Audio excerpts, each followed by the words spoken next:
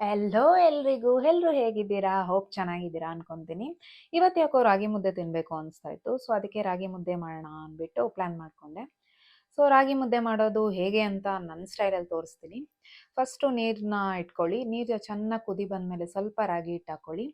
ರಾಗಿ ಹಿಟ್ಟು ಹಾಕೊಂಡ್ಮೇಲೆ ನಾನು ಸ್ವಲ್ಪ ಬೆಣ್ಣೆ ಹಾಕ್ಕೊಳ್ತೀನಿ ಗಂಟು ಕಟ್ಟಬಾರ್ದು ಅಂತ. ಸೊ ಅದಕ್ಕೆ ಸ್ವಲ್ಪ ಬೆಣ್ಣೆ ಹಾಕ್ಕೊಂಡೆ. ಮತ್ತೆ ಇನ್ನೂ ಚೆನ್ನಾಗಿ ಕುದಿ ಬರಲಿ. ಕುದಿ ಬಂದಮೇಲೆ ನಮ್ಮ ಮನೇಲಿ ಮುದ್ದೆ ಕೋಲಿದೆ. ನಿಮ್ಮ ಮನೇಲಿ ಮುದ್ದೆ ಕೋಲಿಲ್ಲ ಅಂದರೆ ಸ್ಪೂನೇ ಯೂಸ್ ಮಾಡ್ಕೊಳ್ಳಿ. ಮುದ್ದೆ ಕೋಲು ಯೂಸ್ ಮಾಡಿಕೊಂಡು ರಾಗಿ ಹಿಟ್ಟು ಸ್ವಲ್ಪ ಸ್ವಲ್ಪ ಹಾಕ್ಕೊಳ್ತಾ ಹೋಗಬೇಕು. ರಾಗಿ ಹಿಟ್ಟು ಹಾಕ್ಕೊಳ್ತಾ ನಿಮಗೆ ಕನ್ಸಿಸ್ಟೆನ್ಸಿ ಗೊತ್ತಾಗ್ಬಿಡುತ್ತೆ ಯಾವ ಥರ ಬೇಕು ಅಂತ. ಎಷ್ಟು ಬೇಕೋ ಅಷ್ಟು ಕ್ವಾಂಟಿಟಿಲಿ ಹಾಕ್ಕೊಳ್ಳಿ ರಾಗಿ ಹಿಟ್ಟನ್ನ. ಚೆನ್ನಾಗಿ ಬೇಯಲಿ ಅದು. ಸ್ವಲ್ಪ ಹಸಿ ವಾಸನೆ ಹೋಗೋವರೆಗೂ ಚೆನ್ನಾಗಿ ಬೇಯಿಸ್ಕೊಳ್ಳಿ. ಚೆನ್ನಾಗಿ ಬೆಂದಮೇಲೆ ಸ್ವಲ್ಪ ಚೆನ್ನಾಗಿ ಕಲಿಸ್ಕೊಳ್ಳಿ ಅದನ್ನು. ಮುದ್ದೆ ಕೋಲಲ್ಲಾದರೂ ಕಲಿಸ್ಕೊಳ್ಳಿ, ಇಲ್ಲಾಂದರೆ ಸ್ಪೂನ್ ಇದ್ದರೆ ಸ್ಪೂನಲ್ಲಾದರೂ ಕಲಿಸ್ಕೊಳ್ಳಿ. ಆವಾಗ ಹದ ಗೊತ್ತಾಗ್ಬಿಡುತ್ತೆ ನಿಮಗೆ.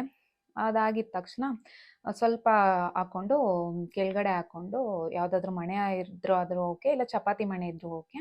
ಸ್ವಲ್ಪ ಬೆಣ್ಣೆ ಹಾಕ್ಕೊಳ್ಳಿ ಸೊ ದಟ್ ಸಾಫ್ಟ್ ಅನಿಸುತ್ತೆ ಮುದ್ದೆ ನಿಮಗೆ.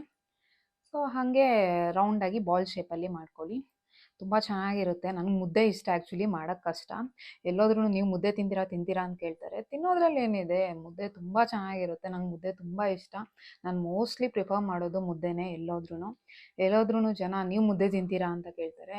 ಏನ್ರಿ ಇದೆ ಮುದ್ದೆ ತಿನ್ನೋದ್ರಲ್ಲಿ, ಅದ್ರಲ್ಲಿ ತಪ್ಪೇನ್ರಿ ಇದೆ, ಮುದ್ದೆ ತಿನ್ನೋಣ. ಮುದ್ದೆ ಅಷ್ಟು ಟೇಸ್ಟು ಹೆಲ್ದಿ ಬೇರೆ ಇನ್ಯಾವುದ್ರಲ್ಲೂ ಇರಲ್ಲ, ಅಷ್ಟು ಟೇಸ್ಟ್ ಇರುತ್ತೆ.